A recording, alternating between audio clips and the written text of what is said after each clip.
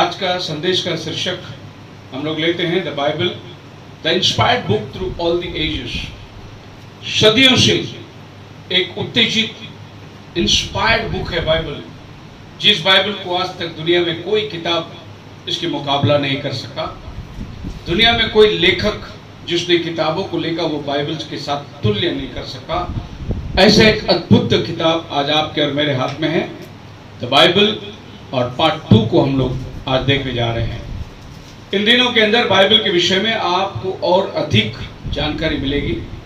जिस बाइबल को आज हम लोग पढ़ने में आलसी करते हैं, हाथ भी नहीं लगाने को टाइम मिलता है, क्योंकि हमारे घरगुती काम इतने ज़्यादा होते हैं कि हम बाइबल कभी खोल के पढ़ते नहीं। लेकिन तुम्हें ये मालूम होना चाहिए कि बाइबल है क्या। हम भी बचपन से बाइबल पढ़ते आए हैं। बाइबल के विषय में मैं कहूँ तो ये बाइबल की बातें कभी भी हमें पुरानी नहीं लगी, जबकि जब से हमारी आंखें खुली, मान लो कि अगर हम 10 साल की उम्र से बाइबल खोल के पढ़ने लगे अपने बुद्धि समझ से, तो आज 40 साल हुए, अभी भी ये किताब हमारे लिए पुरानी नहीं लगी। ये किताब जितनी बार तुम पढ़ो उतनी बार ये किताब नया और ताज़ा बनते जाता है। इस बाइबल को पूर्ण रीति से कोई समझ नहीं पाया आज तक, लेकिन समझने के लिए पवित्र आत्मा चाहिए, वरना स्कॉलर्स लोग और ज्ञानवान लोग अगर ये बाइबल पढ़ के समझ जाते तो आज बहुत कुछ होता, पर ये ज्ञान से और बुद्धि से समझने वाली बातें नहीं हैं। ये प्रेरणा पवित्र आत्मा के द्वारा हुआ है, और पवित्र आत्मा के द्वारा ही आप इसको समझ सकते हैं। बहुत से लोग बाइबल की नॉलेज बहुत कम रखते हैं, बाकी बहुत सारे उनके जीवन में कोट्स है जिसको लोग ने आधार देते हैं। बाइबल अनेक लेखकों ने लिखा है, इट्स डिफरेंट राइटर्स, लोगों ने इस बाइबल को मेंशन किया है। पहले हम देखेंगे तो शेपर्ड्स लोग थे रोम में से, जो चरवाह लोग, भेड़ चराने वाले। राजा लोग थे जेरूशलेम के, जिन लोगों ने बाइबल को लिखी। मछुए लोग थे बेबीलोन, इराक, इन इलाकों से। और पीशेंट्स लोग जो पर्शिया और ईरान से, राजघराने के लोग, अच्छे अच्छे वस्तु लिखने वाले इतिहासकारक लोग। डॉक्टर्स लोग थे ग्रीस में से, और टैक्स कलेक्टर्स लोग थे तुर्किस्तान से। इतने जगहों से लोगों ने बाइबल को लिखकर एक जगह पे सारा किताब समाया गया। अब अजीब सा बात है कि इनमें की एक किताब कहीं लिखी गई, एक किताब कहीं लिखी गई। कोई किताब मच्छी पकड़ने वालों ने लिखा, कोई किताब राजाओं ने लिखा, लेकिन ये समेट कर एक साथ आई है, और यही हमारे लिए अद्भुत बातें हैं। हम आगे देखेंगे the Bible has many sources but it's consistent. इसके पास में रास्ते जरिए बहुत है, लेकिन ये सभी रास्ते मिलकर एक जगह इकट्ठे होकर वो कंसिस्ट बन चुकी है। इसी को आज हम लोग बाइबल कहते हैं। बाइबल का ओरिजिनल शब्द ग्रीक भाषा से निकलती है बिब्लियो। बिब्लियो का मतलब ये होता है कलेक्शन ऑफ बुक्स। बहुत सारी किताबें इकट्ठे होकर बाइबल बनती है। तो एक बाइबल के अंदर हमको 66 किताब प्राप्त होता है, जो मिलकर हम लोग को एक बन जाती है। The 66 books of the Bible were written over the period of 1600 years. आज दुनिया में ऐसा कोई किताब नहीं जो इतने लंबे अरसे तक लिखे जाते थे। अलग अलग किताब लिखे जाते, 1 वर्ष 2 वर्ष। अगर कोई आदमी अपने जीवन भर में अपनी बायोग्राफी लिखता होगा तो 20 साल 25 साल वो कहेगा कि मैं ये किताब लिखने को 25 साल लगा एक। लेकिन बाइबल जो लिखी गई 1600 साल के दरमियान, मतलब लंबे अरसे तक लिखी जाने वाली एक ही किताब है, वो है Bible. The Bible was written in 3 different languages. 3 अलग अलग भाषाओं के अंदर बाइबल लिखे गए और अलग अलग कॉन्टिनेंट्स के अंदर लिखे गए।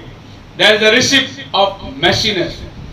और ये इस तरीके से पृथ्वी के अनेक भागों में किताब लिखी गई, तो हम जान सकते हैं कि वो लिखने वाला क्या लिखा होगा, ये लिखने वाला क्या लिखा होगा, और कैसे हम लोग ये सब एकत्रित लाकर एक मैस बन जाएगा।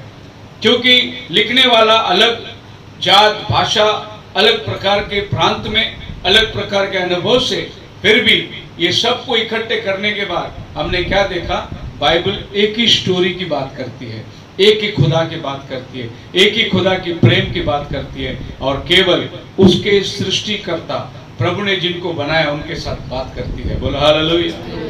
सो ये बाइबल की विशेषता है। बहुत सारे इसके अंदर भाग हैं, मसाला है, लेकिन ये सब मिलकर एक चीज बन गई, और वो एक चीज में एक ही खुदा का जिक्र किया गया है। राइटर्स फ्रॉम डिफरेंट बैकग्राउंड, जो बाइबल लिखे गए, इनकी बैकग्राउंड को अगर आप देखोगे तो आपको अजीब लगेगा। पीटर एक मछुआ था, मच्छी पकड़ने वाला। Moses, he was a political leader, trained in university of Egypt, मिस्र के यूनिवर्सिटी के अंदर पढ़ा हुआ मोसेस, जिसने बाइबल के पहले 5 किताब लिखे। आमोस एक भेड़ चराने वाला आदमी था। जोशुआ मिलिट्री जनरल था, जैसे कैप्टन था वो मिलिट्री का। नेहमाया राजा को चाय पिलाने वाला एक कप बियरर था। Daniel is a prime minister, वो बेबीलोन का प्राइम मिनिस्टर था, जिसने दानियल की किताब लिखी। Look, he was a doctor, he was a healer, वो चंगाई करने वाला, बीमारों को देखने वाला। ही was a qualified PhD doctor. Solomon, he was a king. Matthew, और टैक्स कलेक्टर, चुंगी लेने वाला। और पौल एक रब्बी कहलाने वाला गुरु, यहूदियों का मास्टर था। ऐसे लोगों की बैकग्राउंड से ये बाइबल लिखी गई है। हालेलुया। इसमें अनपढ़ लोग भी शामिल है, पढ़े लिखे लोग भी शामिल है, राजा लोग, प्राइम मिनिस्टर्स लोग, ऊंचे ऊंचे अधिकारी लोग, इस्राएल का कप्तान जोशुआ भी इसके लिखने में शामिल है। तो आप समझ सकते हैं ये कितना जबरदस्त किताब है। ये कोई एक आदमी, एक स्कॉलर ने नहीं लिखा, अनेक प्रकार के स्कॉलर लोगों को प्रभु ने ले आकर ये बाइबल को समाया। इसीलिए बाइबल हमारे लिए एक विशेष किताब है। आज हम लोग जो लूक की किताब में से देखने जा रहे हैं, ये बातें आपको मत्ती, मार्क, यूहन्ना में नहीं मिलेगा, ये सिर्फ लूक में मिलता है। क्योंकि लूक जो है वो अनेक बातों को सुन के, गवाहों को इकट्ठा करके वो ये किताब को बनाता है। और ये किताब के साथ साथ और बहुत सारी किताबें हैं, लेकिन उसको अंदर नहीं लिया गया, पर लूक को अंदर लिया गया। लूक डिसाइपल नहीं था, लूक पॉल का डिसाइपल था। ये 12 चेलों के अंदर लूक का नाम नहीं है, और लूक इन अनुभवों को नहीं देखा। लूक की कन्वर्शन पौलुस के द्वारा हुई, और पौलुस की सेवा के अंदर लूक काम करता था। लेकिन उसने गॉस्पेल कैसे लिखा? पौलुस तो गॉस्पेल के टाइम पे नहीं था। पौलुस को मालूम नहीं यीशु क्रूस पर चढ़ाया गया, ये सब उसने नहीं देखा। लेकिन पौलुस के हाथ के नीचे जो कन्वर्ट हुआ लूक, ये सब बातों को कैसे देखा? ये एक रिसर्चर था, एक हिस्टोरियन था, और वो जाकर रिसर्च करके ये बातों को लिखा। इसमें से लूक एक विशेष बात को लिखता है, और वो है यीशु मसीह 12 साल के उम्र में। मत्ती, मार्क, लूक, जॉन के अंदर आप यीशु मसीह पैदा हुआ वो आप देख सकते हैं। और नाजरत में आया और नाजरत में पढ़ा, उसके बाद डायरेक्ट मिनिस्ट्री के अंदर चले जाते हैं, 30 साल के मिनिस्ट्री में। लेकिन लूक जो है 12 साल का एक इंसिडेंट को लेता है। फिर आप अंदाज लगा सकते हैं कि लूक जो है 12 साल के एक इंसिडेंट को लेकर 2 साल से लेकर 30 साल, जो 28 साल का जो अंतर है, इस अंतर के बीच में उसने एक ब्रिज बनाया। 12 साल की उम्र में यीशु ने क्या किया, उसको लेकर एक ब्रिज बनाया। 12 साल के बाद 18 साल, यानी 12 साल के बाद 30 साल यीशु किधर था, अभी भी वो इतिहास लोगों के पास नहीं है। लेकिन इसमें से एक इतिहास लूक ने निकाला। इसके साथ में जुड़े हुए और भी किताबें हैं, जो यीशु मसीह के और भी बातें दर्शाया जाता है। उदाहरण के लिए प्रभु यीशु मसीह एक बार एक लॉन्ड्री के पास से जा रहा था। जाते जाते प्रभु यीशु मसीह छोटा था, 8-10 साल का उम्र में। लॉन्ड्री के सारे कपड़े जो रखे थे कलर करने के लिए, वो सब उठा के उसने नीला रंग का डाई में डाल दिया। नीला रंग का डाई में डाल दिया, सारा कपड़ा नीला हो गया। लॉन्ड्री वाला रोने लगा, बोला अरे तू क्या किया? ये हर एक कपड़ा को अलग अलग कलर देने का था, इस सबको तूने नीला रंग में डाल दिया, अभी मैं क्या जवाब दूं लोगों को? तब प्रभु यीशु मसीह वहां खड़ा रहकर उसको बोलते, कौन सा कपड़ा कौन सा कलर में चाहिए था? तो उसने चिट्ठी में नाम पढ़ा, बोला ये वाला आदमी का कपड़ा लाल रंग का चाहिए था। तो प्रभु यीशु मसीह उस नीले रंग से वो कपड़ा उठाता है, लाल रंग बन के देता है उसको। उसके बाद में उसको पूछा दूसरा कौन सा कपड़ा? बोला दूसरा जो रंग है वो हरा रंग का उसको लगाने का था। तो प्रभु नीले रंग के कपड़े से उसको उठाता है, वो हरा रंग बन जाता है। ऐसा जितना ड्रम में कपड़ा था सब उसके रंग में बदल के दे दिया, जो सब नीले रंग में डाला था। ये भी लिखा गया है सेबेस्टियन नाम की एक किताब में, लेकिन लूक ने वो इंसिडेंट को लिया नहीं, क्योंकि यीशु मसीह और लॉन्ड्री और कपड़े का रंग बदलना उसका और सुसमाचार का कोई वास्ता नहीं बैठता, इसलिए लूक ने वो इंसिडेंट नहीं लिया। और भी बहुत इंसिडेंट है। यीशु अपने बच्चों के साथ में खेल रहा था, उस टाइम पे एक लड़का ने एक लड़के को मार दिया और लोग आकर यीशु को पकड़ा और लोगों ने पूछा उसको, तो वो बच्चा जो मर गया था, दूसरे लड़के ने यीशु के ऊपर आरोप लगा दिया और चाकू यीशु के पास फेंक दिया। तभी लोग आके यीशु को पकड़े, बोले चाकू तेरे पास है, तूने इस बच्चे को मारा। तभी यीशु कहता है कि नहीं, मैंने नहीं मारा। तो बोले कौन मारा? बोले इसने मारा। बोले क्या सबूत है? चाकू तेरे पास है। उसने बोला मरे हुए लड़के से पूछो, वो बताएगा। वो कैसे बताएगा, वो तो मर गया। प्रभु ने उसका नाम बुलाया, वो जिंदा हो गया। वो लड़के ने बोला इसने नहीं, इसने मुझे मारा। ये भी एक इंसिडेंट है, लेकिन वो प्रभु को लूक ने उसको नहीं लिया। एक इंसिडेंट को लूक लेता है। वो क्या इंसिडेंट है? वो है 12 साल की उम्र में प्रभु यीशु मसीह मंदिर में बैठा था। हालेलुया। अभी इस किताब में आप पढ़ने के टाइम पे ये किताब क्या क्या हमें बताती है। मरियम और यूसुफ पर्व मनाने के लिए यरूशलेम में गए, और यरूशलेम में जब पर्व मनाने को गए, पर्व का काम करके वो लोग वापस लौट रहे थे। But they supposing him to have been in the company went a day's journey. वो एक दिन की यात्रा को चले गए ये सोच के कि यीशु अपने दूसरे मित्रों के साथ में होगा। आगे जाने के बाद उन्होंने देखा कि यीशु नहीं है। They turn back again to Jerusalem. वो वापस जेरूशलेम के अंदर घूम कर आए एंड फाउंड हिम। उसको क्या देखा कि वो मंदिरों में बैठा है, और किसके साथ बैठा है? He is sitting in the midst of doctors. किधर बैठा हो? पंडितों के साथ बैठा हुआ। ये वो डॉक्टर्स है जिसको डॉक्टर्स ऑफ डिविनिटी बोलते हैं, या पीएचडी डॉक्टर्स। वो आकर उनके बीच में बैठा। पढ़िए 46 वर्ष। और 3 दिन के बाद उन्होंने उसे मंदिर में उपदेशकों के बीच में बैठे। उपदेशकों के बीच में बैठे। इंग्लिश बाइबल कहते हैं 46 के अंदर, he came thereafter found him sitting in the midst of doctors। 12 साल का लड़का डॉक्टरों के बीच में बैठ के बात कर रहा है। हालेलुया। आज 12 साल का बच्चे को आप देखो क्या करता है। मोबाइल दो उसका। 12 साल का बच्चा, आप क्या करेंगे? आप रोएंगे, घर में झगड़े करेंगे, भाई बहन से झगड़े करेंगे, खान पान के लिए, है नहीं? 12 साल का उम्र का बच्चा आज क्या करेगा? और यीशु 12 साल में क्या कर रहा था? बोलो हालेलुया। आप समझ रहे हैं? आज आप और हम इस उम्र के अंदर क्या कर रहे हैं? जिम्मेदारियां नहीं रही, सोच और विचार जो है वो बदल चुका है। यीशु मसीह 12 साल की उम्र में क्या कहता है मालूम है? उसको पूछा 48 के अंदर, हम His mother said unto him, Why hast thou dealt with us? ऐसा क्यों हमारे साथ किया? Behold thy father and I have sought thee sorrowing। तेरा पिता और मैं तुझे ढूंढ रहे हैं। He said unto him, How is it that ye have sought me? Wist ye not that I must be about my father's business? 12 साल की उम्र में यीशु कहता है, मैं मेरा पिताजी का बिजनेस, व्यवसाय कर रहा हूं। I am doing my father's business। Praise the Lord, hallelujah। आज के बच्चे लोग को देखकर मुझे बड़ा अफसोस भी होता है और शर्म भी आती है। जब हम छोटे थे, स्कूल की छुट्टियां होती थी, 2 महीने की छुट्टी, वो 2 महीने में हम चाय की दुकान में काम करते थे। चाय लेके केटली में कंपनियों में जाके चाय देते थे। 300 रुपये पगार मिलता था 1 महीने का। 2 महीने का 600 रुपये पगार।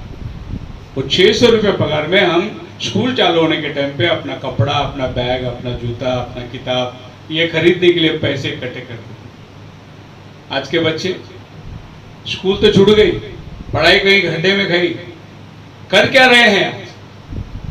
खाना कहाँ से आता? आसमान से टपकता है? नहीं, मेहनत और लगन करना, अपने बाप के व्यवसाय में कुछ ना कुछ छोटा मोटा काम। जब चाय की दुकान के काम मेरी क्लास बढ़ गई तो मैं थोड़ा स्टैंडर्ड का काम करने लगा, थोड़ा ऊंचा, फोटोग्राफी करने लगा। स्कूल से घर आता था, कैमरा लेके मैं गांव गांव में जाके फोटो निकालता था, बर्थडे में, पार्टी में, शादियों में फोटो निकालता था, उसमें कुछ पैसे कमा लेते थे। जब समझदारी होनी आई तो चाय का दुकान छोड़कर फोटोग्राफी के अंदर चले गए। जब मैं स्कूल से आता था, घर में हम लोग कोई ना कोई ऑर्डर शाम को रहता था, बर्थडे का ऑर्डर कुछ नहीं, तो मैं फोटोग्राफी करता था। जाकर यहाँ से लेकर मैं टिटवाला, भिवंडी पैदल जाता था गांव के अंदर से। आज भी अगर आप मुझे पूछेंगे तो मैं आपको सब भिवंडी का गांव का नाम बताऊंगा, वासुंदरी और कई कई गांव जो गांव के अंदर नदियों में पार करके, बोट में पार करके अंदर अंदर तक। उन दिनों में मोबाइल नहीं था, आज तो कैमरा सबके हाथ में है, उन दिनों में कैमरा नहीं था।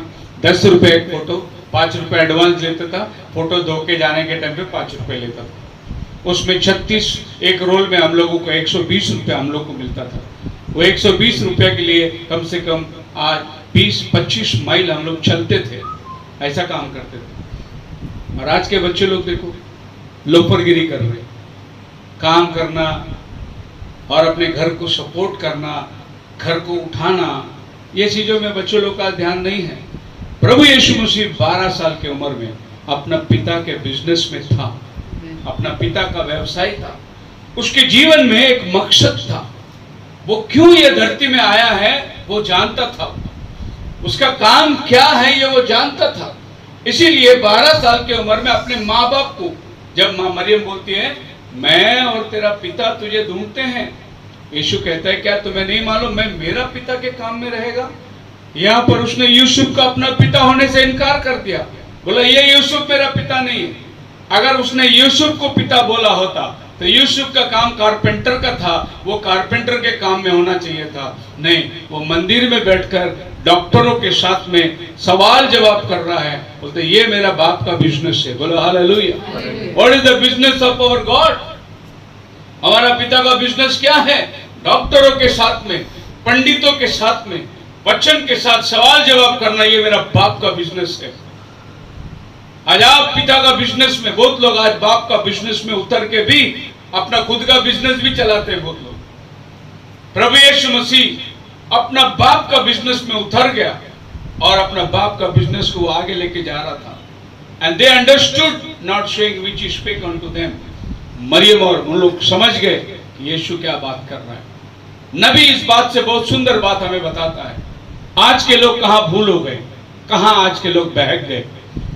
हर एक बात जब हम वचन से सुनते हैं, हम नबी का आधार लेते हैं, क्योंकि नबी हमारे दिनों का एक भेजा हुआ संदेश होता है। दुल्हन के लिए उसने एक विशेष संदेश दिया है।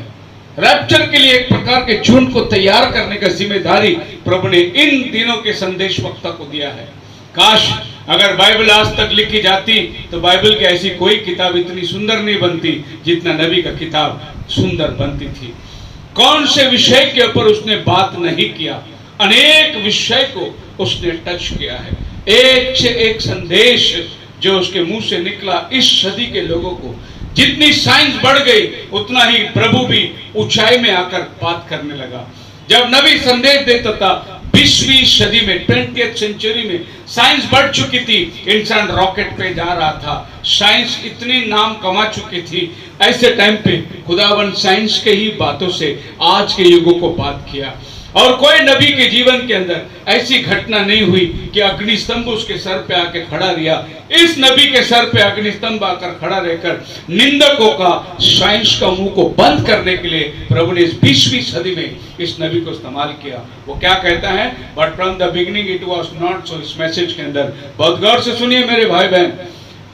मेरी and his mother Joseph is father. Profit इस बात को क्लियरली मेंशन करता है, मेरी and Joseph is foster father. He was not his real father. Foster father मतलब सौतेला बाप। खाली यीशु मसीह को उसने गोद लिया, वो उसका बाप नहीं है। इसीलिए हम लूक में पढ़ने के टाइम जब यीशु ने बोला मैं मेरा बाप का काम करने आया, मरियम और यूसुफ दोनों आपस में देख के समझ लिया वो क्या बोल रहा है। प्रॉफिट बोलता है he was a foster father, all went up to Jerusalem to keep certain traditions। सब लोग मंदिर को गए जेरूशलेम में रीत और रिवाजों को पालने के लिए। क्या रीत? पर्व था पसखा, हो सकता है पासओवर त्योहार था। And just lawful as they could, और नियम के अधीनता में रहना। And while they were up there, they got a big way talking to their kinfolks and so forth। जब वो मंदिर में थे तो उन लोगों का नजरअंदाज हुआ, क्योंकि उनके साथ में जो रिश्ते वाले, पहचान वाले, अपने नजदीक वाले आए थे, उनके साथ में मेल मिलाप बातचीत करने में यीशु को भूल गए वो लोग। And they sought him among their kinsfolk and acquaintances and they found him not। बाद में वो जाकर यीशु को ढूंढ रहे। किधर ढूंढ रहे? उनके गांव से आए हुए लोगों के बीच में, उनके सगे वालों के बीच में, उनके अपने मित्रों जनों के बीच में जाकर यीशु को ढूंढ रहे हैं। सुनिए प्रॉफिट क्या कहता है। वो लोग यरूशलेम में गए, जैसे आज हम लोग सब चर्च को जाते हैं। वहां जाने के बाद हम क्या करते हैं? हम अपने अपने रिश्तेदारों से मिलते हैं। Praise the Lord, hallelujah. कैसे है आप लोग? बच्चा कैसा है? वो कैसा है? गांव से फोन आया था क्या? हम अपने अपने रिश्तेदारों से मिलते हैं। और यीशु को कहां ढूंढते हैं? अपने अपने रिश्तेदारों में, अपने अपने दोस्तों मित्रों में यीशु को ढूंढते हैं। पर यीशु उनको वहां पर नहीं मिला। Praise the Lord.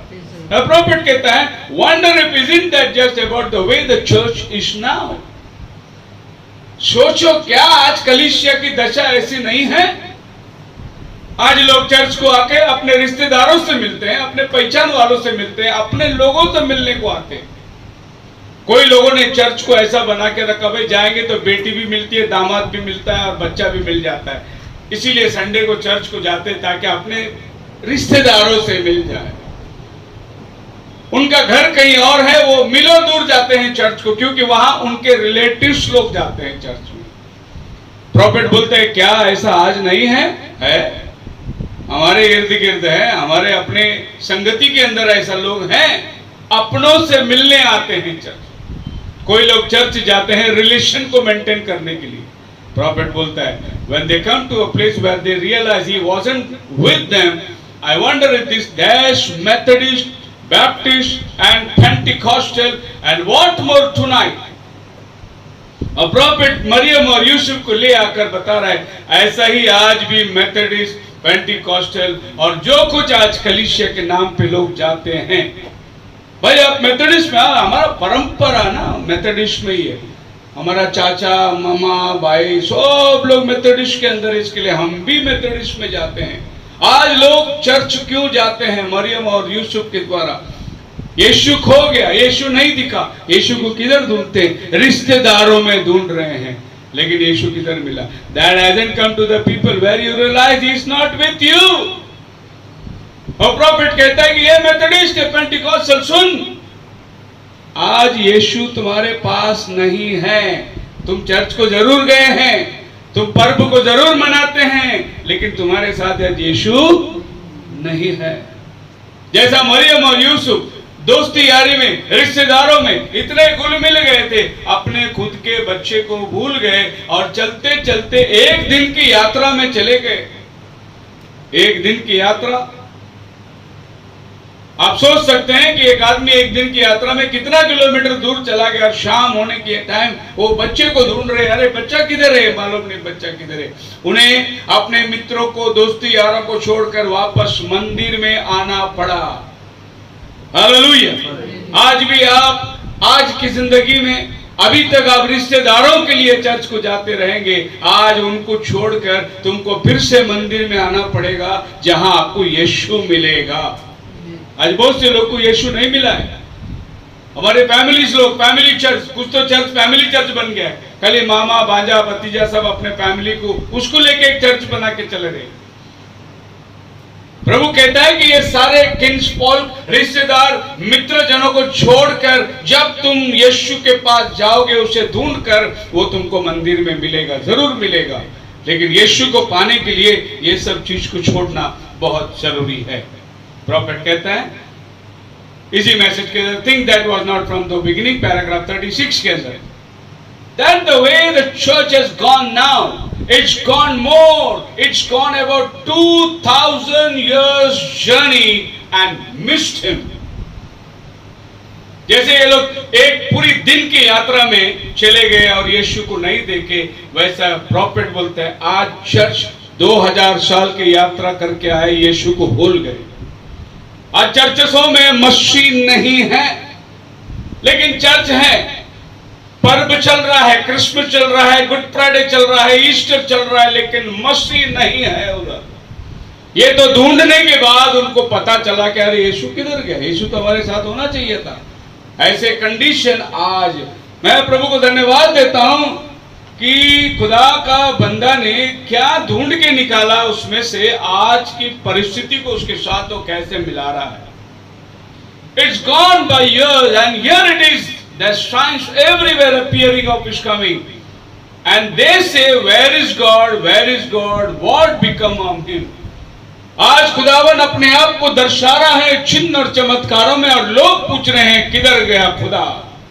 प्रॉफिट बोल रहा है, लोग परमेश्वर आज अपने चिन्ह चमत्कार के द्वारा अपने आप को प्रकट कर रहा है, रिवील कर रहा है, और लोग बोलते हैं वेयर इज गॉड। जैसा वो लोग ढूंढ रहे यीशु किधर है, अरे हमारे तो साथ था, किधर है, मालूम नहीं हो किधर गया। तुम तो एक शाम चलकर इतने दूर चले गए। प्रॉफिट बोलते हैं आज कलीसिया 2000 साल दूर चले आ गए, उनको पता भी नहीं है कि यीशु उनके साथ नहीं है। वापस मुड़े, एक यू टर्न की जरूरत है। आज सांप्रदायिक में जकड़े हुए, डिनोमिनेशन में जकड़े हुए मेरे मसीही भाई और बहन, आज आपको एक यू टर्न की जरूरत है कि कहीं ना कहीं एक जगह रुक कर ये देखना कि अरे यीशु वहां नहीं है जहां हम संगति करते हैं, जहां हम फेलोशिप करते हैं, जहां हम एल्डरशिप का जिंदगी गुजार दिए, जहां हम चर्च के पदों को लेकर पूरी जिंदगी गुजार दिए, वहां यीशु नहीं है। यीशु को ढूंढने के लिए एक यू टर्न लेने की बहुत जरूरी है। तब आप वापस मंदिर में आओ। यीशु किधर मिलेगा? हिज गॉड्स बिजनेस, उसका बाप का व्यवसाय के अंदर यीशु आपको मिलने वाला है। बोलो हालेलुया। हमारे पिताजी वो थे जरूर, अनरिस्पेक्टिव में काम करते थे, वो खाना पकाते थे, ये सब चीज होने के बावजूद उनका एक और बिजनेस था। अपना काम के अलावा बाकी का टाइम वो प्रभु में इस्तेमाल करते थे, सेवा करते थे, लोगों को घर घर जाना, वे कन्वेंशनों में, मीटिंगों में। It was his business. एक उसका वर्क था और एक उसका अपना बिजनेस अपने पिता के लिए।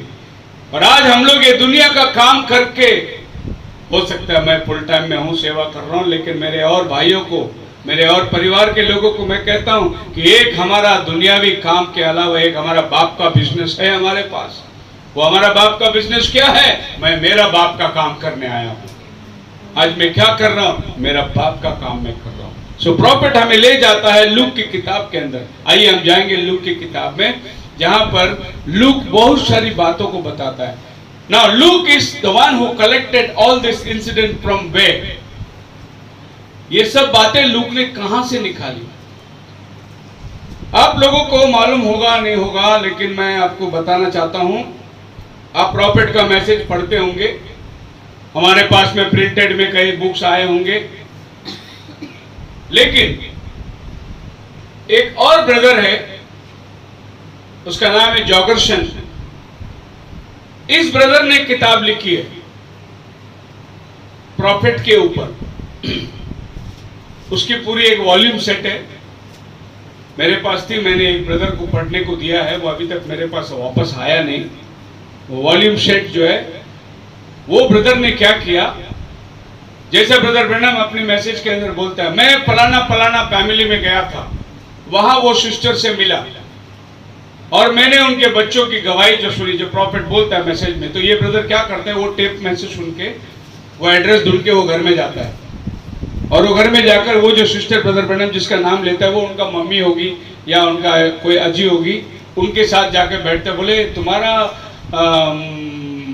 अजी का नाम ये था क्या? बोले हाँ। बोले ब्रदर ब्रैनम के मीटिंग में तुम्हारी अजी जाती थी ना? बोला हाँ जाती थी। उसके बारे में तुमको कुछ अनुभव है? तो वो बच्चे लोग बताते थे कि हाँ हमारे अजी ब्रदर ब्रैनम से प्रार्थना करी थी, एक बार ऐसा हुआ था और हमारे घर में ऐसा चमत्कार हुआ था। वो सब वो लिखता है और उसको कलेक्ट करके उसने किताब बनाया, the testimony of a profit. बहुत अच्छा किताब है, बहुत बड़ी वॉल्यूम है। अगर वो किताब आप पढ़ोगे, मसीह में मेरे प्रिय लोगों, आपको शौक होगा कि वो ब्रदर ने क्या किया है, जो जो नाम, जैसे ब्रदर ब्रैनम बोलता है मैं सिस्टर हैटी के घर पे गया था, तो ये आदमी हैटी के घर पे जाता है। तो सिस्टर हैटी नहीं है लेकिन उनके बच्चे लोग हैं, उनके पास पूछता है कि आपकी मम्मी, आपकी अज्जी वो ब्रदर ब्रैनम के मीटिंग में थी, ब्रदर ब्रैनम उसका नाम लेता है, आपको कुछ अनुभव है? उनका अनुभव लेकर उसने एक किताब वॉल्यूम बना, बहुत बढ़िया। और अगर आप लोग ढूंढेंगे तो नेट में ढूंढिए वो वाला किताब को और वो किताब पढ़ने की कोशिश करिए, आपको नबी के जीवन का अंदर और भी ज्यादा प्रकाश, मतलब नबी तो बोल के चला गया, मैसेज तो रिकॉर्ड हो चुकी है, किताबें बन चुकी है, लेकिन वो मैसेज आज लोगों के जीवन में कैसे काम कर रही है वो भी आपको पता चलेगा। Praise the Lord. बाइबल कहती है लूक की किताब 4 अध्याय उसका 14 वचन के अंदर, Luke the beloved physician and Demas greet you. Colossae की कलीसिया को पौलुस खत लिख रहा है और उस खत में पौलुस ने सलाम भेजने के टाइम लूक का सलाम भेज रहा है उनको, लूक एंड देमास। और पौलुस यहां बता रहा है look the beloved physician, physician का मतलब है डॉक्टर। तो लूक एक डॉक्टर था। आपको लगा सकता है कि एक डॉक्टर प्रभु के सुसमाचार को लेकर लिख रहा है, उसका पेशा ना। डॉक्टर बोला तो आपको मालूम है आजकल आपको मालूम है डॉक्टर के पास पैसा बहुत है, लूट मार का धंधा चल रहा है डॉक्टर लोग के पास। फिजिशियन लूक भी एक डॉक्टर था, इसके पास पैसे की कमी नहीं थी। ये क्यों यीशु के पीछे जाकर यीशु का सुसमाचार को लिख रहे हैं, पौल उसका जिक्र कर रहा है। आगे फिलेमोन की किताब 1 अध्याय 24 वचन में, मरकुस, अरिस्तर्खुस, देमास, लूकास माय फेलो लेबरर्स। यहां पर फिर पौलुस लूकास का नाम ले रहा है। ये लूकास और लूक दोनों एक ही व्यक्ति है। यहां पर पौल कहता है कि यहां वो कहता है कि माय बिलवड, मेरा प्रिय डॉक्टर, यहां कहता है फेलो लेबरर्स, मेरे संगी काम करने वाला। मतलब वो डॉक्टर तो पेशा से था, लेकिन वो कहता है कि मेरे संगति में वो सुसमाचार का काम करता था। He is a fellow labourer. मैं बोझा उठाता तो वो भी बोझा उठाता, मैं प्रीचिंग करता वो भी प्रीचिंग करता। इसको बोलते हैं फेलो लेबरर्स। दूसरा तीमुथियुस 4 अध्याय उसका 11 वचन, only Luke is with me, take Mark and bring him with thee, for he is profitable to me for the ministry. मरकुस को ले और उसको लेकर आ, क्योंकि वो मेरी सेवकाई के लिए जरूरी है, फायदेमंद है। अभी मेरे साथ खाली लूक है। ये वो टाइम है जब पौलुस जेल में था, और वो टाइम पे पौल कहता है अभी मेरा साथ खाली एक ही आदमी है, लूक है, बाकी सब लोग उधर इधर चला गया है, खाली लूक। मतलब ये है लूक पौल के साथ जेल में जाने के टाइम पे भी वो लूक उसके साथ में था। एक वफादार फॉलोवर था वो पौलुस का, जिसने आपके बाइबल में लूक की किताब लिखी। कुछ समय पहले मैं एक ब्रदर के साथ जा रहा था और सफर करते करते मैंने उनसे बातचीत करते बोला लूक जो है वो डिसाइपल नहीं था। उनको शौक बैठा, क्या बोलते? मैं बोला हाँ लूक डिसाइपल नहीं था, वो पौल का डिसाइपल था। वो बोल रहे अरे पास्टर जी हमको 20 साल से यही सिखाया गया लूक भी डिसाइपल है। एंड टाइम मैसेज की बात कर रहा हूं। इतने लोग बुलक्कड़ में बैठे हैं और रिसर्च नहीं कर पा रहे हैं कि बाइबल में लूक क्या है। Look was a disciples and followers of Paul. Paul का कन्वर्ट था। और यह भी जाना जाता है लूक यहूदी नहीं था, लूक एक ग्रीक अन्य जाति था, यूनानी था, लेकिन वो यहूदियों का इतिहास लिखता है। मैं सबूत देना चाहता हूं कि लूक बाइबल में 2 किताब लिखा है, एक है लूक और दूसरा है प्रेरितों के काम, एक्ट्स ऑफ द अपोस्टल। ये दोनों किताब लूक ने लिखा है। लेकिन आप देखेंगे एक्ट्स ऑफ द अपोस्टल सब सुसमाचार से एक पावरफुल सुसमाचार एक्ट्स ऑफ द अपोस्टल है। वहां पर कलीसिया का पूरा इतिहास उसने लिखा। कलीसिया शुरू कैसा हुआ, कहां हुआ, कैसे किया गया और कैसे कलीसिया पृथ्वी में फैली, इसका हिसाब जो है वो लूक के पास था। और इसको और गहराई से हम देखने जाएंगे। प्रॉफिट बोलता है, where do find it among our kindreds?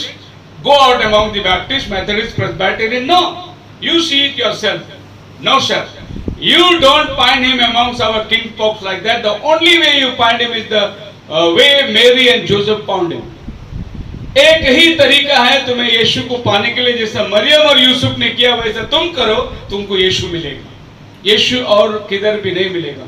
Look को यीशु किधर मिला? लूक कैसे यीशु के बारे में सुसमाचार लिखता है? लूक की किताब का पहला अध्याय के अंदर लूक लिखता है, प्रेषित व्यक्तियों की किताब 1:1, हाँ, Acts 1:1, ओ थियोफिलस, यहां पर लूक इसका नाम को जिक्र करता है, ओ थियोफिलस। इसी का नाम को लूक की चैप्टर 1:1 में भी इस्तेमाल करता है, लूक चैप्टर 1:3, और कहता है कि it seem good to me. हाँ, इसीलिए है श्रीमान क्या लिखा है? श्रीमान, मोस्ट एक्सीलेंट पर्सन। अभी तक इतिहासकारक लोग को मालूम नहीं है थियोफिलस भाई कौन, उसका नाम इधर क्यों आया? थियोफिलस का नाम लोग ढूंढ रहे हैं, रिसर्च कर रहे हैं, बहुत सारे स्कॉलर्स लोग इसको, ये आदमी का नाम इसके आगे नहीं है, इसके पहले भी नहीं है, ये आदमी को लूक क्यों लिख रहा है, इसका नाम क्यों लूक लिख रहा है? आगे, most excellent Theophilus, I have perfect understanding of the things in very first. मैं ये जो लिखा है ना, ये बहुत जांच पड़ताल करके, बहुत सोच समझ के मेन पॉइंट्स को लिखा है, और ये मैं प्रेजेंट कर रहा हूं। वो थियोफिलस बोलता, मैं the most excellent person, I right unto the in order. एक काम जो है, मरकुस और मत्ते कुछ काम को आगे पीछे लिख देते, लेकिन लूक आगे पीछे नहीं लिखता, लूक बराबर सीक्वेंस में लिखता है, इन ऑर्डर, और थियोफिलस को देता है। दूसरे शब्दों में, जब आप विकिपीडिया में ढूंढोगे तो वहां पर ऐसा पता चलता है, some believe that Theophilus could be having Paul's lawyer during his trial in the period of Rome. अभी लोग कुछ अनुमान लगाए और ये बता रहे कि थियोफिलस जो है, जब पौलुस को पकड़कर जेल में डाल दिया गया था, उस समय पौलुस का केस लड़ने वाला जो वकील था वो थियोफिलस था। और अब एक वकील को केस लड़ने के लिए उसके पास में फाइल होना बहुत जरूरी है, तभी वो उस फाइल को लेकर वो केस लड़ेगा। आपको मालूम है, हमारे देश में कल हमारा अंबेडकर का पोता जी जाकर दिल्ली में हाई कोर्ट में अपील किया है, सुप्रीम कोर्ट में अपील किया है कि वो लड़की जो बलात्कार हुई थी वो एक वाल्मीकि समाज की है, उनका परिवार नहीं लड़ेगा क्योंकि उनका परिवार को धमकाया गया है, वो लोग अभी सच नहीं बताएंगे, लेकिन उनका केस हम लड़ेंगे वाल्मीकि समाज के लिए करके अंबेडकर का पोता उधर गया है। और यूपी का सीएम ने बोला हम 25 लाख रुपया वो परिवार को देते हैं। अंबेडकर का पोता कहता है मैं 50 लाख सीएम को देता हूं, वो इस्तीफा दे दे। इनके पास अभी पुरावा है, ये पुरावा वो लड़की के घर में जाकर नहीं लेना चाहिए करके वो गांव को सील कर दिया। कोई भी जाके उनके माँ से बाप से इंटरव्यू ले लेगा, हाँ हमारे लड़की को हॉस्पिटल से दिया था, बॉडी हमारे हाथ से रात को लिया था, ये लोगों ने पेट्रोल डाल के, ये सब सबूत लोगों के पास नहीं जाना चाहिए। गांव सील कर दिया, पौल को जेल में डाल के सील कर दिया। कोई भी आदमी पौल को अगर सबूत देने को जाएगा वो भी पकड़ के अंदर डाला जाएगा। ऐसे टाइम पे डॉक्टर लूक फाइल बना रहा है, किसको? पौल को केस लड़ने के लिए वो फाइल बना रहा है, और वही फाइल प्रेरितों का किताब है और लूक की किताब है। बोला एक वो बना रहा है लूक सुसमाचार, यीशु का सुसमाचार को बना रहा है, और दूसरा वो बना रहा है प्रेरितों के काम, कलीसिया के आरंभ कैसी हुई, पौल का कन्वर्शन कैसा हुआ और पौल क्या करता था। और आपको मालूम है 3 बार पौल कचहरी में खड़ा किया गया, सबूत न मिलने के कारण पौल को छोड़ना पड़ा। और पौल बोलता है मेरे साथ खाली लूक है, मतलब प्रेरितों के किताब लिखे जाने तक पौल जिंदा था। तो लूक जब किताब लिख रहा है, पौल जिंदा है, जेल में है, उसको बाहर निकालने के लिए लूक एक किताब को लिख रहा है। हालेलुया, मैं प्रभु का धन्यवाद देता हूं। वकालत लड़ने के लिए किताब लिखी गई, वो प्रेरितों का काम है। It was a fight to defend the gospel of Paul. बहुत बढ़िया चीज है। मैं कहता हूं कि जो आदमी सच में बाइबल का रस को जानता है, उसके जीवन में अभी, उसके दिल में अभी बबलिंग होता होगा, उमड़ता होगा, अरे क्या बात है। इस लूक को तो हमने कितने बार पढ़ लिया, लेकिन ये क्या बात आज हम सुन रहे हैं। हाँ, ये प्रेरितों की किताब और पेलियुस को लिया, थियोफिलस को लिखा गया, और थियोफिलस मानो उस समय का एक वकील था जो पौलुस को बाहर निकालने के लिए। The conclusion of the book ends with Paul still alive and under arrest awaiting trial. प्रेरितों की किताब वहां खत्म होती है जहां पौलुस जेल में है और उसका ट्रायल चालू है, अभी तक वो छूट के बाहर आया नहीं। वहां लूक अपने किताब को खत्म कर रहा है। Theophilus on Paul's history to provide for an explanation of his travels, preaching and show as the evidence in support of his innocence under Roman law। ये किताब लिखी गई रोम साम्राज्य के कानून के खिलाफ में। सुसमाचार में पौल कहां कन्वर्ट हुआ, कलीसिया कैसी शुरू हुई, पौल की सेवा कैसी थी, पौल ने क्या किया, क्या प्रचार किया, इसको आधार देने के लिए यह किताब लिखकर गवर्नमेंट को पेश किया गया है कि यह किताब के अनुसार पौल का न्याय किया जाए। Praise be to your name. Hallelujah. कितनी जबरदस्त बातें हैं, और ये बातों को जब हम सुनते हैं, ये बातों को जब हम जानते हैं तो बड़ा अद्भुत बातें, अनोखी बातें। गवर्नमेंट के साथ में लड़ाई लड़ने के लिए किताब ले। हालेलुया।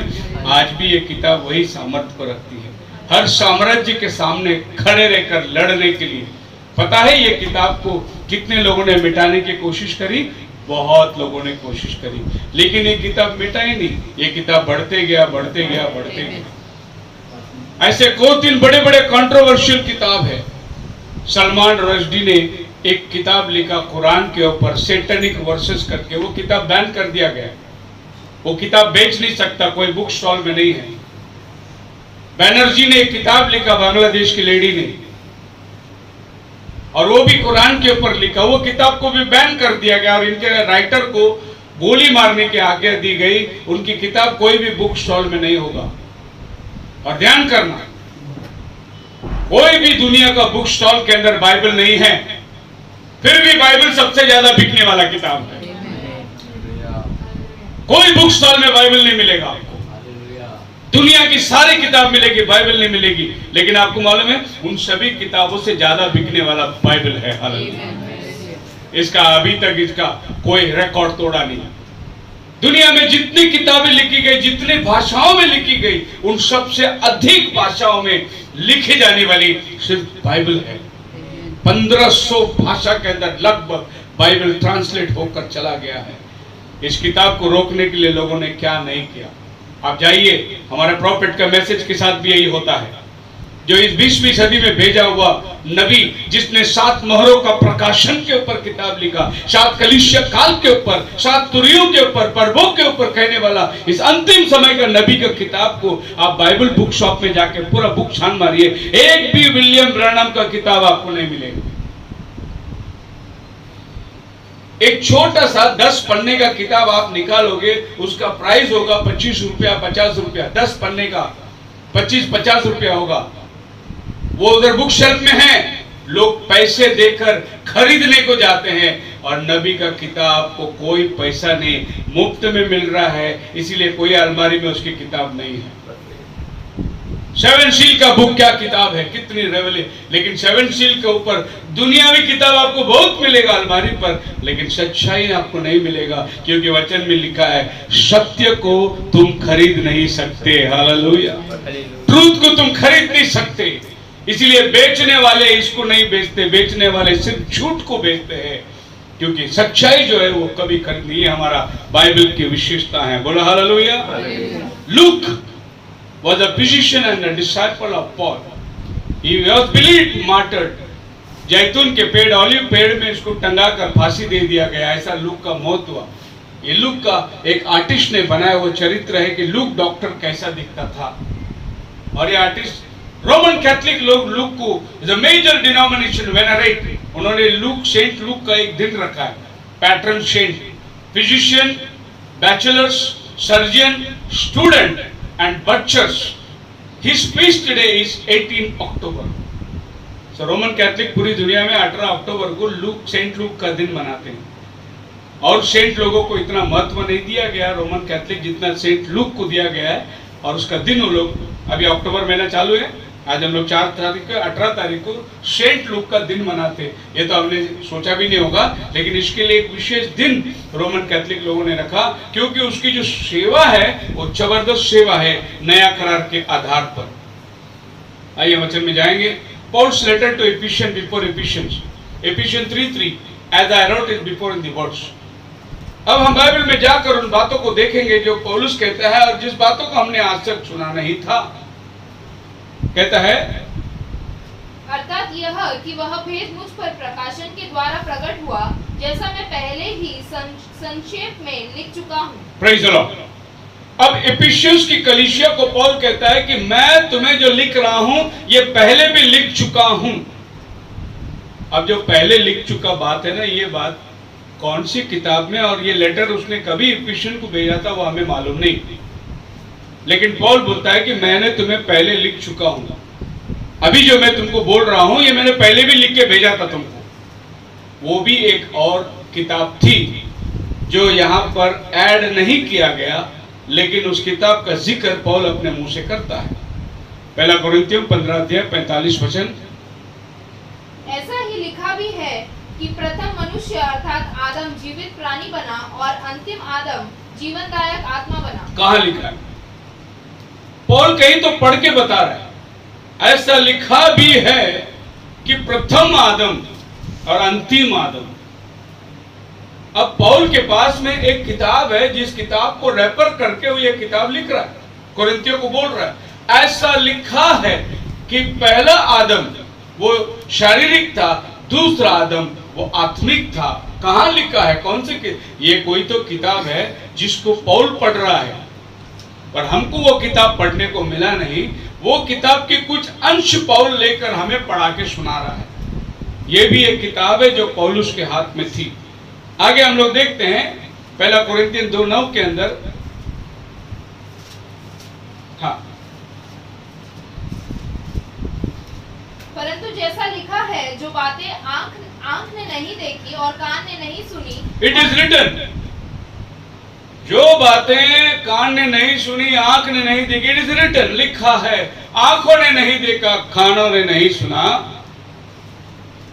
और जो बातें मनुष्य के चित्त में नहीं, और मनुष्य के चित्त में नहीं, वे ही हैं जो परमेश्वर ने अपने प्रेम रखने वालों के लिए तैयार की है। जो परमेश्वर ने अपने प्रेम रखने वालों के लिए तैयार किया है। आंखों ने नहीं देखा, कानों ने नहीं सुना। ऐसा लिखा है कि परमेश्वर ने अपने लोगों को ऐसे विभवशाली बातें तैयार की, लिखा है। लेकिन वो किताब हमारे पास नहीं है, लेकिन पौल बोलते हैं लिखा है। लेकिन मैं आपको बताता हूं पौल क्या पढ़ के लिख रहा है। आप ऊपर पढ़ सकते हैं, जेनेसिस चैप्टर 2:7। तब यहोवा परमेश्वर ने आदम को भूमि की मिट्टी से रचा और उसके नथनों में जीवन का श्वास फूंक दिया। ये जेनेसिस की बुक पौलुस के हाथ में है, इसीलिए वो लिखता है कि देखो पहला आदमी मिट्टी से लिया गया और दूसरा आदमी आसमान से, यीशु मसीह पवित्र आत्मा से जन्मा।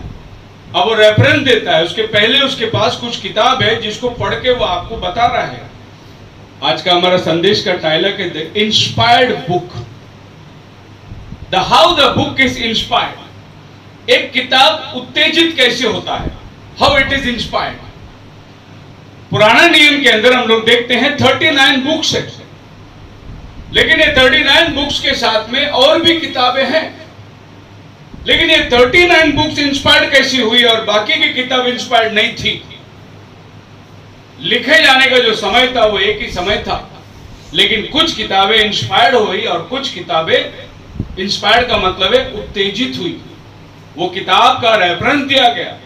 तो पौलुस यहां बता रहा है कि प्रथम आदमी मिट्टी से था। वो जेनेसिस की किताब को लेकर बोलता है लिखा है। यहां पर पौलुस जेनेसिस की किताब को इंस्पायर्ड बुक बता रहा है, क्योंकि वो उसको लिख के रेफर करके यहां पर बता रहा है। Praise the Lord. अभी मैं आपको बता रहा हूं कि profit, it was not from the beginning show, ऐसा करके प्रॉफिटिक मैसेज लिखा है। वो किताब का मैसेज पढ़ के मैंने कोट लेके आपको मैं बता रहा हूं, क्योंकि उस मैसेज से मैं इंस्पायर हो गया। वो कोट पढ़ने के बाद मैं उत्तेजित हुआ, इसीलिए मैं वो कोट को निकालकर आपको पढ़ा रहा हूं। उस किताब में और भी बातें लिखी है। ब्रदर ब्रैनम बोलते हैं, गुड मॉर्निंग एवरीबॉडी, आज सुबह शुभ कामनाएं, हम सब लोग, मैं बड़ी लंबी सफर से आया, मैं भी काफी थका हुआ हूँ, गर्मी बहुत है, मैं नहीं चाहता कि आपको अधिक समय यहाँ रोकूं।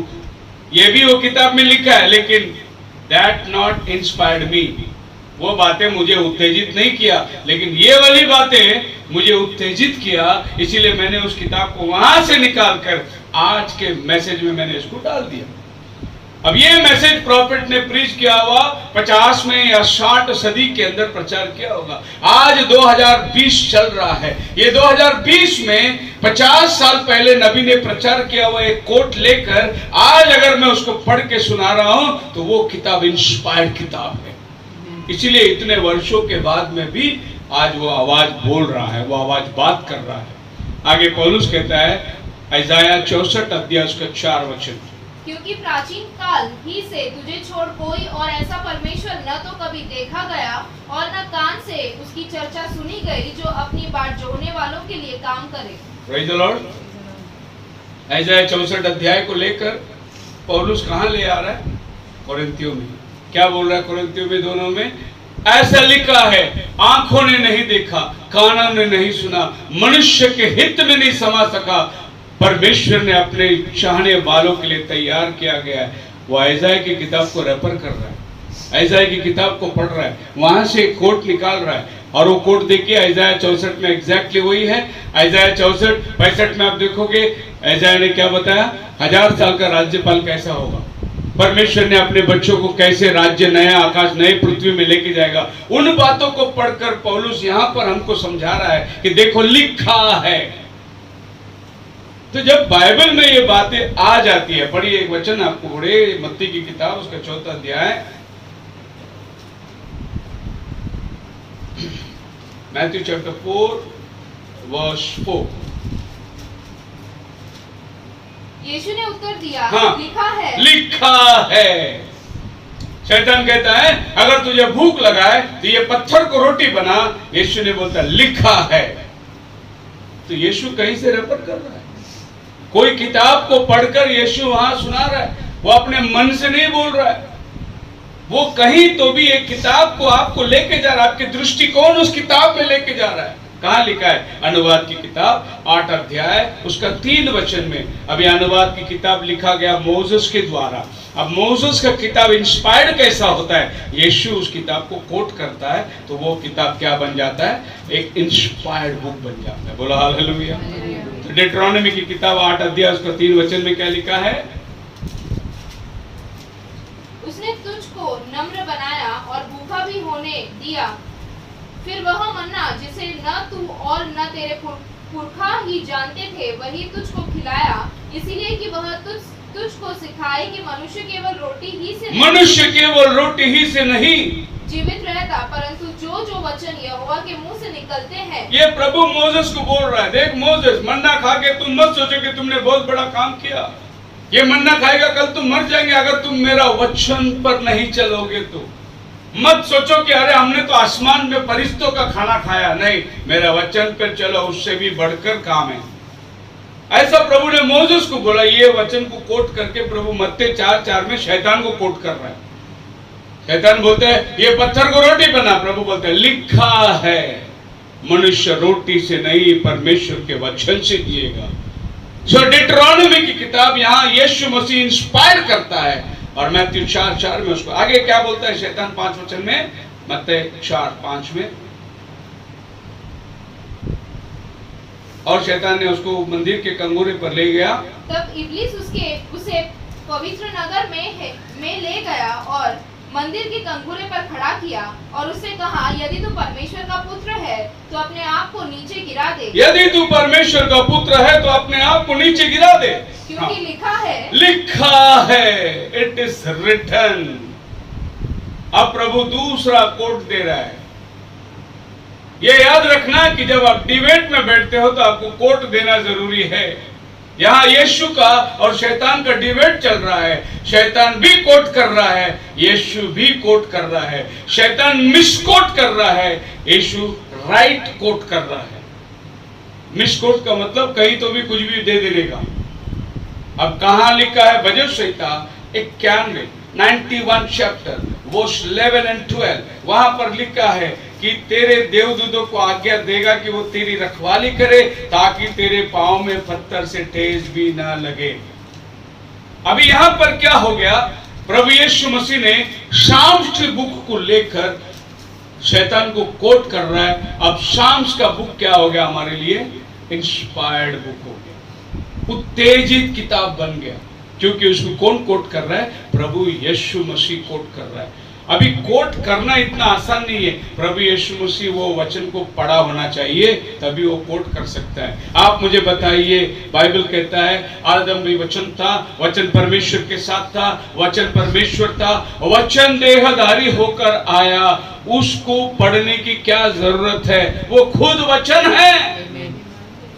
पूरा भजन संहिता यीशु के अंदर है, पूरी डिट्रोनॉमी यीशु के अंदर है, पूरी दानियल की किताब यीशु के अंदर है, क्योंकि वो वचन देहधारी होकर आया। इसीलिए पंडित लोग बोल रहे हैं इसको इतना ज्ञान कहां से आया? ये 12 साल की उम्र में इतनी बड़ी बड़ी सवाल कैसे पूछ रहा है? वो लोग दंग रह गए। क्यों दंग रह गए? क्योंकि यीशु वचन था और वो लोग पढ़े हुए वचन को बोल रहे थे। यीशु खुद वचन था जो वो बता रहा था। अब शैतान भी कोट कर रहा है, यीशु भी उसको कोट कर रहा है। आगे शैतान क्या करता है? उसको वापस ले जाता है 8 वचन के अंदर। फिर इब्लीस उसे एक बहुत ऊंचे पहाड़ पर ले गया और सारे जगत के राज्य और उसका वैभव दिखाकर उससे कहा, यदि तू गिरकर मुझे प्रणाम करे तो मैं यह सब कुछ तुझे दे दूंगा। तब यीशु ने उससे कहा, हे शैतान दूर हो जा, हे शैतान दूर हो जा, क्योंकि लिखा है, इट इज रिटन, तू अपने परमेश्वर की परीक्षा न कर। लिखा है। कहां लिखा है? रेफर करोगे ओल्ड टेस्टामेंट के अंदर तो आपको मिलेगा वो वचन। लिखा है, it is written, do not test your God. Deuteronomy chapter 6 verse 13, अपने परमेश्वर को ही नमन कर, उसे छोड़ और किसी को नमन मत कर। You shall worship the Lord your God and him only. शैतान दूर हो जा, क्योंकि लिखा है तू अपने परमेश्वर को ही नमन कर, ये तेरा नमन नहीं करेगा। And this becomes a inspired book. आगे हम जाएंगे 2 पीटर चैप्टर 3 वर्स 15। और हमारे प्रभु के धीरज को उद्धार समझो, जैसा हमारे प्रिय भाई पौलुस ने भी उस ज्ञान के अनुसार जो उसे मिला तुम्हें लिखा है, वैसे ही उसने अपनी सब पत्रियों में भी इन बातों की चर्चा की है, जिनमें कुछ बातें ऐसी हैं जिनका समझाना कठिन है। अब पतरस जेरूशलेम का मंडली का एल्डर, अ सीनियर पास्टर, वो पौलुस के बारे में कह रहा है कि पौलुस के कुछ पत्री जो लिखी गई है उसको समझाना कठिन है। It's very hard. कौन बोल रहा है? एल्डर, जो जेरूशलेम का चर्च का स्थापन करता बोल रहा है कि वो पौलुस जो लिखता है ना, it is hard, difficult to understand. अब पतरस देखिए कितना महान आदमी है। वो ये नहीं बोलता है अरे पौलुस को क्या मालूम है, वो कल आया हुआ आदमी, हमको बहुत ज्ञान है, हम तो यरूशलेम के मेन आदमी लोग हैं, हम लोग तो यीशु को आमने सामने देखे हैं, हम तो यीशु के साथ खाना खाए हैं। पतरस के पास वो गवाही नहीं है, पौलुस के पास, पतरस के पास ये गवाही है। हम तो यीशु को अपने आंखों से मुर्दा को जिंदा करते हुए देखा है। इतनी सब गवाही रहने वाला आने वाला कन्वर्ट को बोलता है अरे वो जो लिखता है ना, वो बातों में बहुत ज्ञान भरा हुआ है, उसमें बहुत सामर्थ्य है, वो समझाना इतना आसान नहीं है। वो पॉल की तारीफ कर रहा है, is referring to the letters of Paul. So अभी आप पढ़िए रोमियो की किताब से लेकर आप जूड की फिलेमोन की किताब, टाइटस की किताब तक जो किताबें लिखी गई, इन किताबों को पतरस रेफर कर रहा है। Praise the Lord. पॉल कहां से शुरू किया? रोम की किताब से वो शुरू करता है।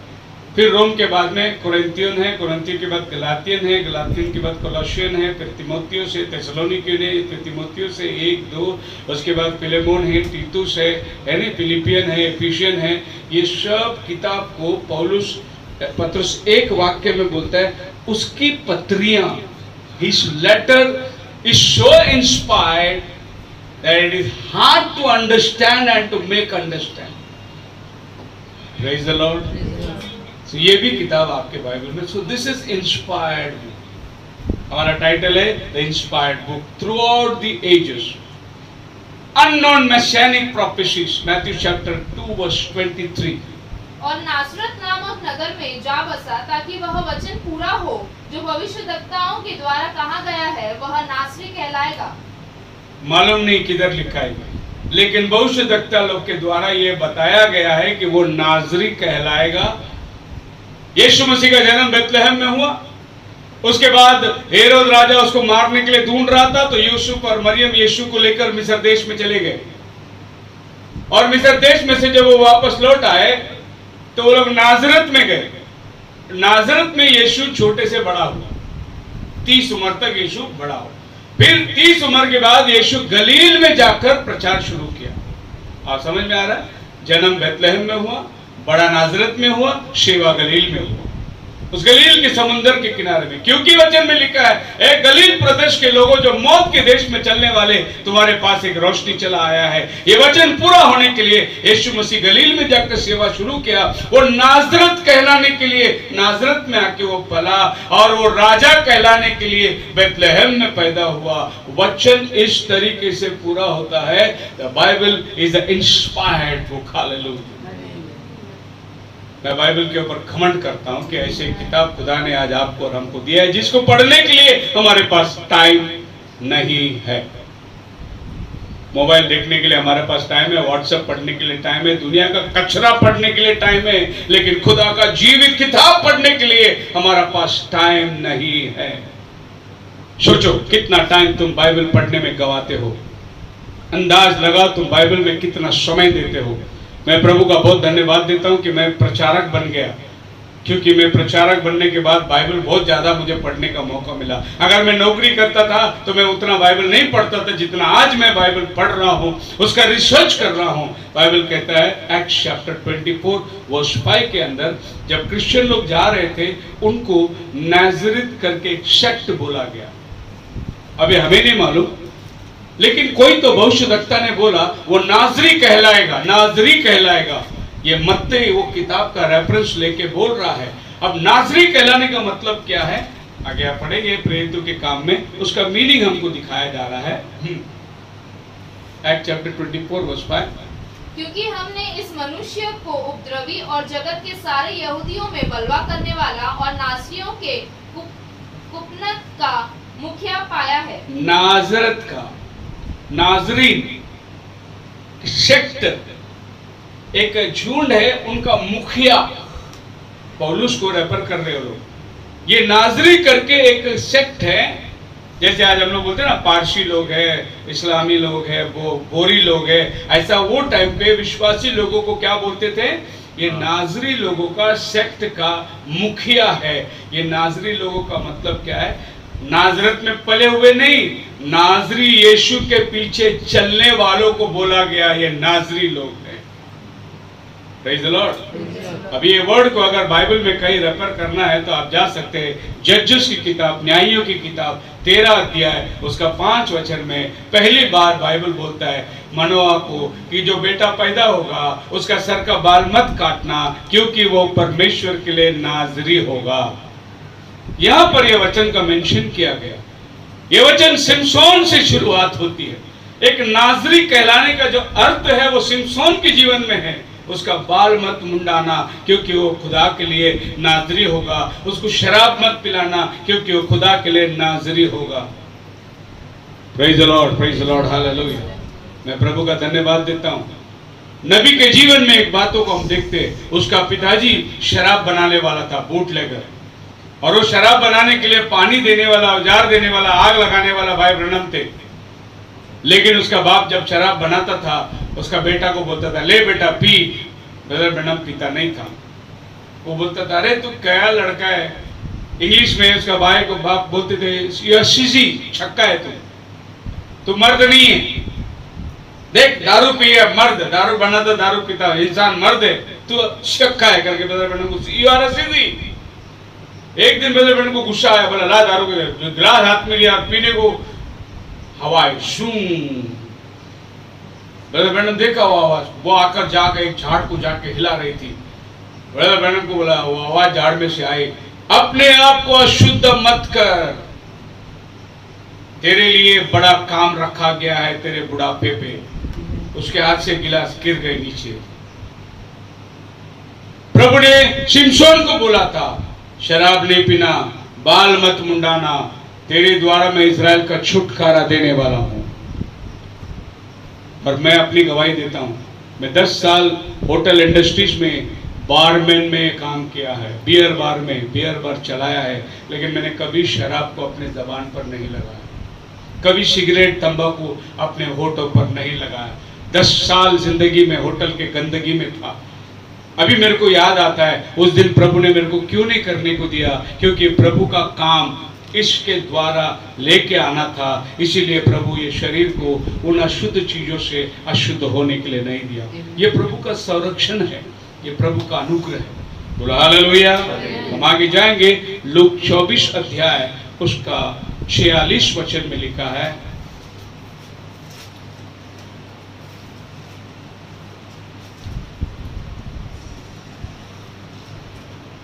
Look 24 verse 46। और उनसे कहा, जो लिखा है कि मसीह दुख उठाएगा, मसीह दुख उठाएगा और तीसरे दिन मरे हुओं में से जी उठेगा। जी, मसीह दुख उठाएगा, तीसरे दिन मरे हुओं में से जी उठेगा, ऐसा लिखा है।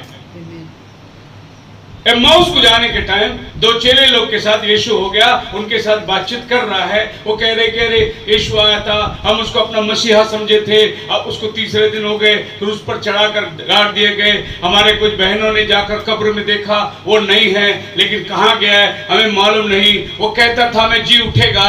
अभी प्रभु यीशु मुझसे बोलता है, अरे मूर्खों, मंदमतियों, भविष्यवक्ताओं ने लिखी हुई बातें पूरा होना अवश्य नहीं है। लिखा है कि वो तीसरे दिन जी उठेगा, तुमने नहीं पढ़ा। अब यीशु मसीह उनको समझा रहा है। ये वचन कहां से कोट किया होगा? तो स्कॉलर लोग बोलते हैं होशिया 6वां अध्याय 2 वचन में प्रभु बोलता है, मैं मारा, मैं जिलाऊंगा, मैं पट्टी बांधूंगा, और बोलता है 2 दिन के बाद तीसरा दिन मैं उठकर खड़ा करूंगा। हालेलुया। ये वचन होशिया से कोट करके यीशु मसीह इधर एम्माउस को जाने के चेलों को बता रहा है। होशिया का किताब इंस्पायर्ड बुक बन जाता है। बोलो हालेलुया।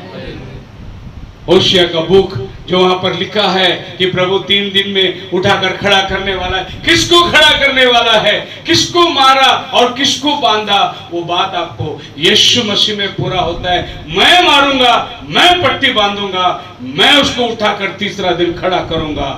ये वचन को लेकर यीशु मसीह एम्माउस को जाने वाले चेलों को लूक की किताब में बोलते बोलते होशिया का किताब इंस्पायर्ड बुक बन जाता है। मरकुस की किताब 9 अध्याय उसका 12 वचन पढ़ेंगे। Mark chapter 9 verse 12।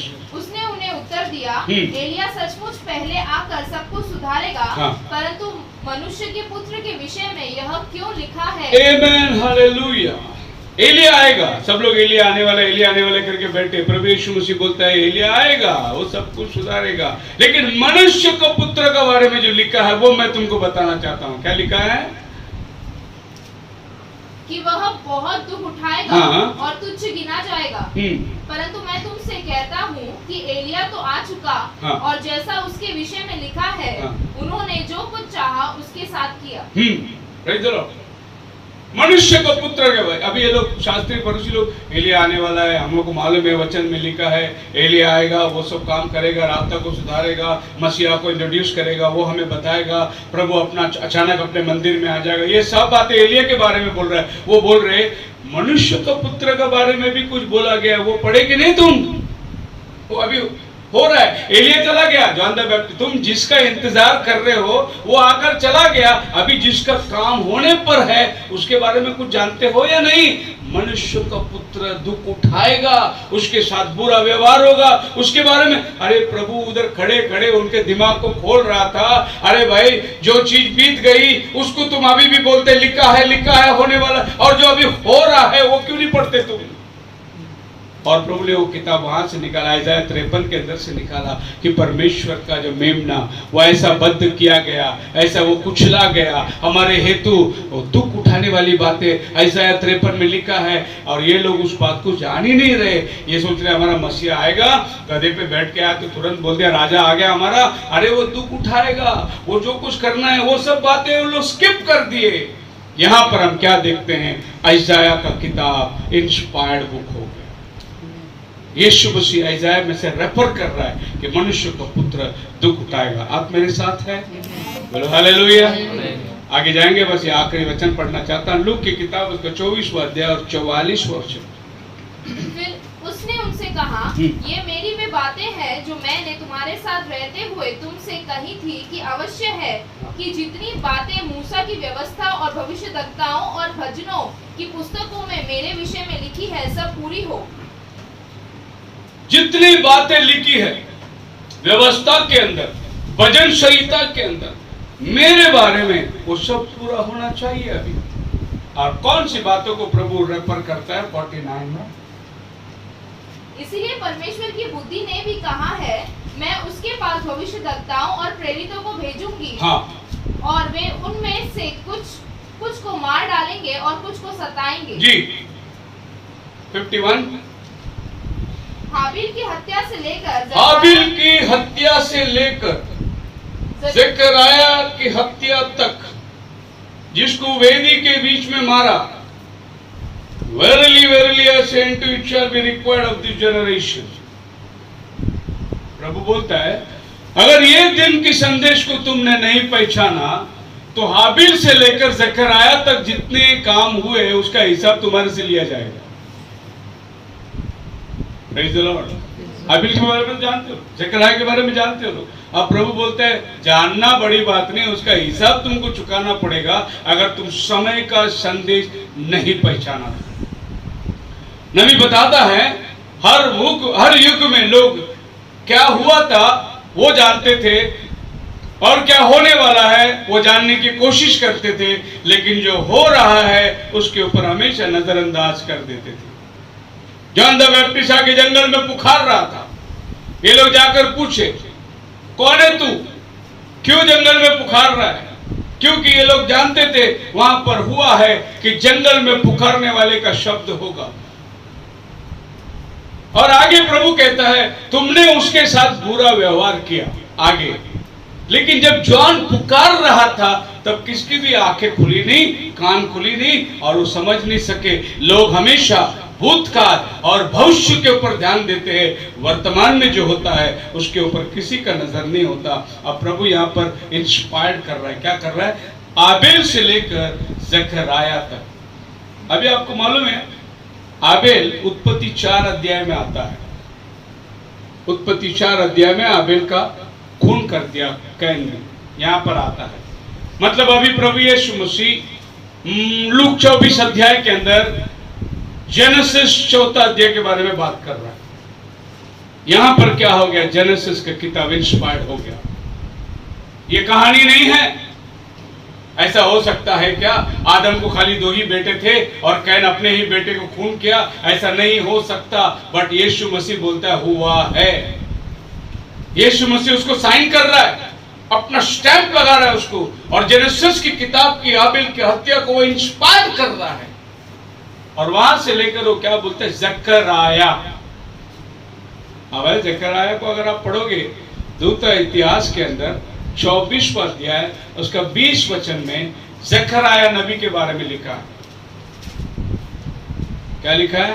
कैसे उसको मारा जाएगा। तब परमेश्वर का आत्मा यहोयादा याजक के पुत्र ज़करिया में समा गया और वह ऊंचे स्थान पर खड़ा होकर लोगों से कहने लगा, परमेश्वर यो कहता है कि तुम यहोवा की आज्ञाओं को क्यों टालते हो? ऐसा करके तुम्हारा भला नहीं हो सकता। देखो तुमने तो यहोवा की त्याग दिया है, इस कारण उसने भी तुमको त्याग दिया। हालेलुया। यहाँ पर प्रभु यीशु मसीह क्या कह रहा है? आबेल की किताब, आप जेनेसिस की किताब को हाथ में ले लो, ये बाइबल का पहला किताब है, और आप ज़करिया की किताब को ले लो, ये पुराना नियम का आखिरी किताब है। मलाकी जो है वो आने वाला यूहन्ना का सेवा के बारे में बात कर रहा है, जबकि मलाकी आखिरी प्रॉफिट है। लेकिन कत्ल किया जाने में आखिरी नबी जो है वो ज़करिया है। पहला नबी कौन था? आबेल। आखिरी नबी ज़करिया। देखो प्रभु यीशु मसीह, ज़करिया की किताब को ले लो और आबेल की किताब उत्पत्ति को ले लो और ऐसे पकड़ो, और प्रभु यीशु मसीह क्या बात कर रहा है लूक 24 में, आबेल से लेकर ज़करिया तक, आबेल से लेकर ज़करिया तक पूरी 39 बुक्स को प्रभु रेफर कर रहा है। लूक 24 के अंदर तुम्हारे से हिसाब लिया जाएगा। इसका मतलब ये 39 बुक्स प्रभु यीशु मसीह के द्वारा इंस्पायर्ड किया गया। This was the book. Able से लेकर ज़करिया तक पूरी ओल्ड टेस्टामेंट को प्रभु ने एक खत लेके आकर कहा कि it's an inspired book. Hallelujah. उसका बलिदान, उसका भी हिसाब लिया जाएगा। ज़करिया का बलिदान, उसका भी हिसाब लिया जाएगा, और इस जनरेशन से लिया जाएगा। क्यों? क्योंकि इस जनरेशन पे ओल्ड टेस्टामेंट की सारी प्रोफेसी एक शरीर के अंदर प्रभु यीशु मसीह जो देहधारी होकर आया, उनके आमने सामने खड़े रहकर वचन बात कर रहा है, फिर भी वो लोग अंधे बन के बैठे। इसीलिए प्रभु बोलता है इतना वचन जब इधर आज पूरा हो रहा है, हिसाब किससे लिया जाएगा? तुम लोगों से। इस पीढ़ी से हिसाब लिया जाएगा। अद्भुत बात है। पूरी इंस्पायर्ड किताब है, the inspired book Bible throughout the ages. 4000 साल का इतिहास जागृत हो जाती है, उसमें प्रकाश मिलता है।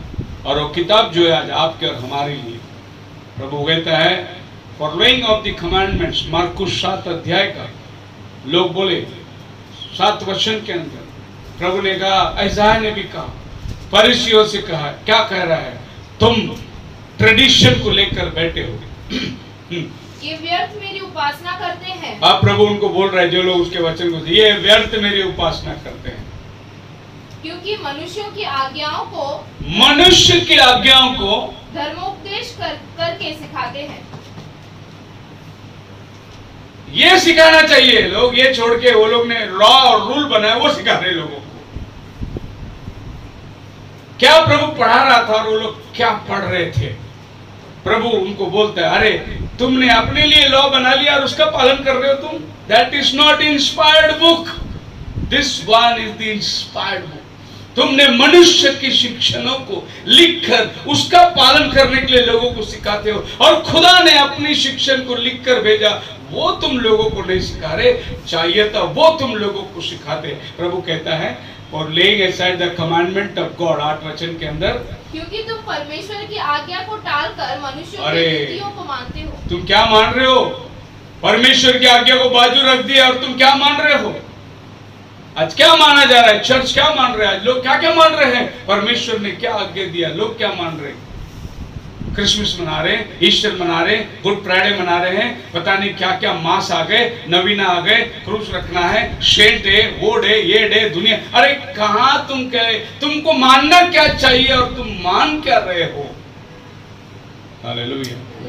13 वर्ष में प्रभु बोलता है, making the word of God none effect through your tradition. और हमारे रीति रिवाज से तुम परमेश्वर के वचन को नाकामयाब कर रहे हो, इसको असमर्थ कर रहे हो, और अपने लिखी हुई बातों को लोगों के सामने बढ़ावा दे रहे हो। चाहिए था तुम इसको माने, which I have delivered and many such like things you do। और जो कुछ तुम कर रहे हो, ये तेरे चेले लोग हाथ नहीं धोए, खाना खाने को बैठे, तेरे चेले लोग खेती में दूसरे की खेती में तोड़ के खा रहे हैं, आज शब्बात का दिन है, तो चमत्कार कर रहा है। अरे ये सब तुमने लिखा है, उसको मानते हो, और जो मानना चाहिए उसको नहीं मान रहे हो। ये तुम्हारी आज हालात हो गई। इसीलिए सारी किताबों का हिसाब परमेश्वर आज तुम्हारे से लेगा। खुदावन आप सबको आशीष दे। हम लोग प्रार्थना के दर्शन।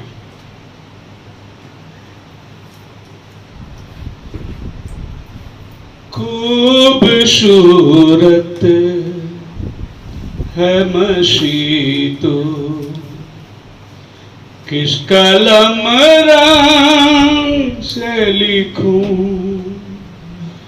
तेरे चेहरे पे है जो बात, तेरे चेहरे पे है जो बात, होठों से कैसे कहूं, खूबसूरत है मसीह तू, खूबसूरत है मसीह तू।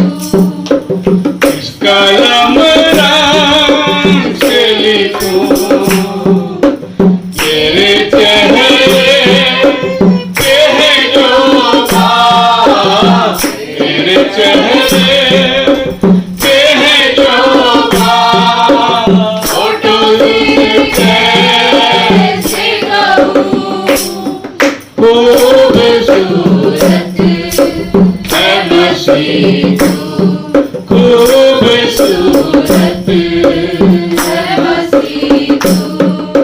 दिल तो डूबे फिर से डूबे तेरी मोहब्बत में, ओ दिल तो डूबे फिर से डूबे तेरी मोहब्बत में।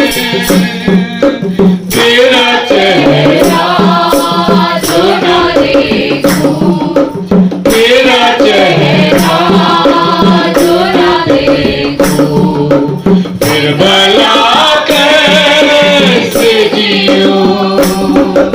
तेरे चेहरे पे है जो बात, तेरे चेहरे पे है जो बात, फोटो से कैसे कहूं, खूबसूरत है मसीह तू, खूबसूरत है मसीह तू।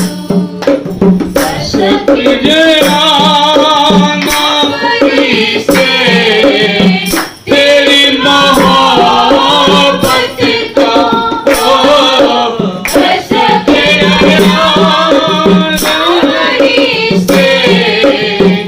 तेरी मोहब्बत को